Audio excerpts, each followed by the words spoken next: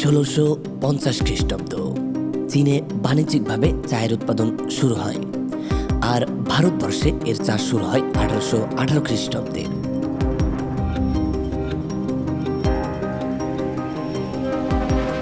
1850 খ্রিস্টাব্দে ব্রিটিশরা সিলেটের সর্বপ্রথম চায়ের গাছ খুঁজে পায়। এরপর 1857 সালে সিলেটের মালনে ছড়ায় শুরু হয় বাণিজ্যিক চা চাষ। সিলেটের এই চায়ের রং, ঘ্রাণ এবং স্বাদ অতুলনীয়। সিলেটের অন্যতম জনপ্রিয় স্পট ভোলাগঞ্জ চা বাগান।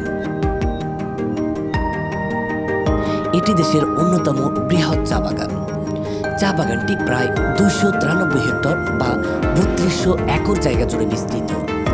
বছরে প্রায় 5 লক্ষ কেজি চা এই বাগান থেকে উৎপাদিত হয়ে থাকে।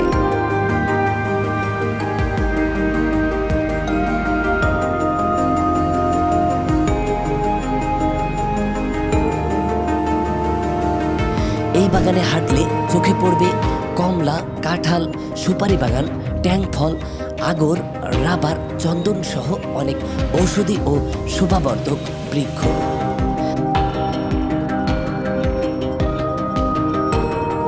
সিলেটে থাকা 135টি চা বাগানের মধ্যে কিছু উল্লেখযোগ্য চা বাগান হল লাক্কাতুর চা বাগান, মালনী ছড়া চা বাগান, খাদিম চা বাগান, দলতলি চা বাগান, বড়জান চা বাগান ইত্যাদি।